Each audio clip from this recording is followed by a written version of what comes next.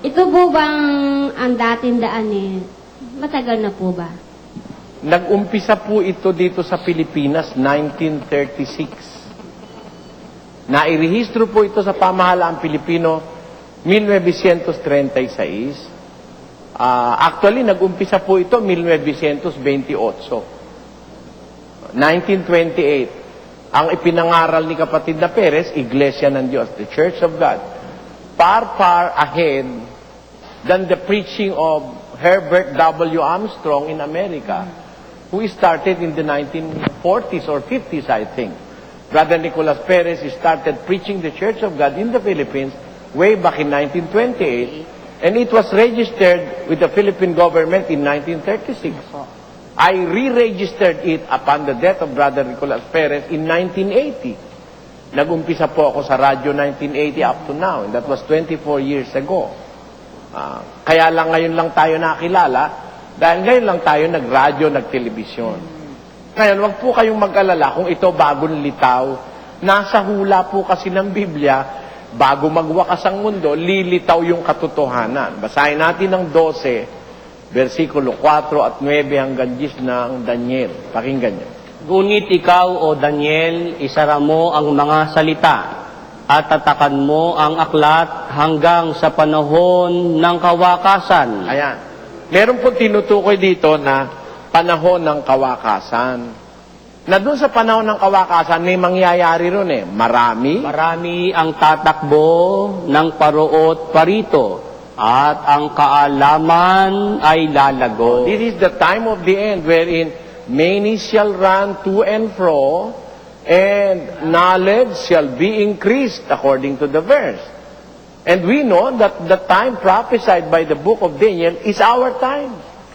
When technology is at its best, knowledge have been increasing, and many are running to and fro. Put that literally, and that's true. Totoo naman, sa panahon natin, maraming tumatakbo ng paraot parito. In the skies, in the seas, or in our oceans, in our lands, maraming takbo ng paraot parito. Many are running to and fro.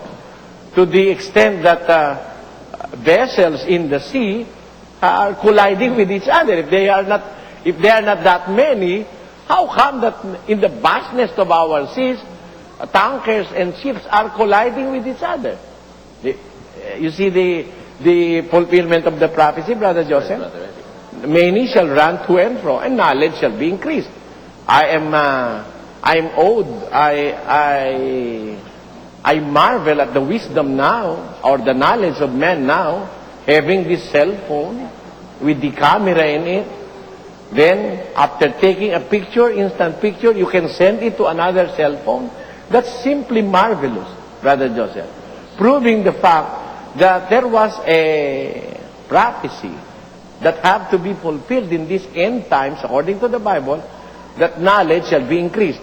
Consistent with this, another prophecy must be fulfilled in verse 9. And he said, Go thy way, Daniel, for the words are closed up and sealed till the time of the end. What will happen? Many shall be purified and made white and tried. But the wicked shall do wickedly, and none of the wicked shall understand, but the wise shall understand. You see, in the time of the end, according to the prophecy, many shall do wickedly. People will be wicked. And none of those wicked persons shall understand, but the wise will understand or shall understand. Therefore, there are a group of people who are called in the prophecy as wise people who will understand God's will. Sa panahon po ng kawakasan, sabi, marami ang tatakbo ng paruot parito, ang kaalaman ay lalago. Tapos, marami ang lilinisin, pakilagay sa screen, papuputiin, marami ang dadalisayin, ngunit ang masasama ay gagawa na may kasamaan. Wala sa masasama na makakaunawa, ngunit silang mga pantas ay makakaunawa. Therefore, bago po dumating ang wakas, sa panahon ng kawakasan, may mga makakaunawa. Opo. At naniniwala po kami, dapat maganap ito. Kayo, magkakaroon ngayon ng samahan ng mga taong nakakaunawa. Alin ba yung nauunawa nila? 29-24 ng Isaias, what will the wise understand according to the prophecy? Let us read another prophecy. Sila namang namamali sa diwa, darating sa pagkaunawa. At silang mapag-upasala, matututo ng alin? Ng aral. Ang mauunawa, aral. What are they going to understand? Let us put that in English. They also that erred in spirit shall come to understanding. What will they understand? And they that murmured shall learn doctrines. Therefore, ang mauunawa, yung doctrine, yung aral. Kaya, may lilitaw pong tamang aral bago dumating ang wakas. The right doctrine of our Lord Jesus Christ will appear on this earth before the end comes. That is the fulfillment of the prophecy of both Isaiah and Daniel, according to the Bible. Now, we believe that even if we are latecomer in the religious scene of these times, they are not far better than we are, because we came just in time in the fulfillment of the prophecy of the Bible. Ang paglabas ng samahang ito ay nasa hula ng Biblia na bago dumating ang wakas, mayroong mga makakaunawa.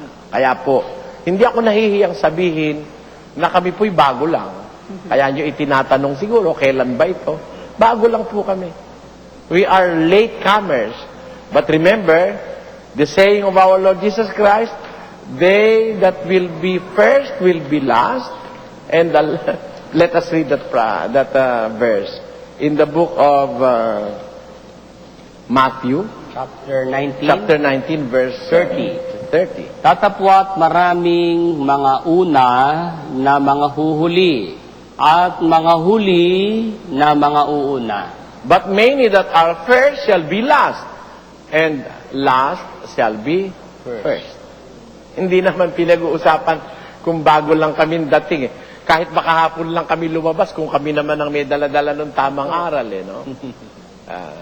Accepting that we just have started yesterday, but we have with us the true doctrine of the Scriptures, then we are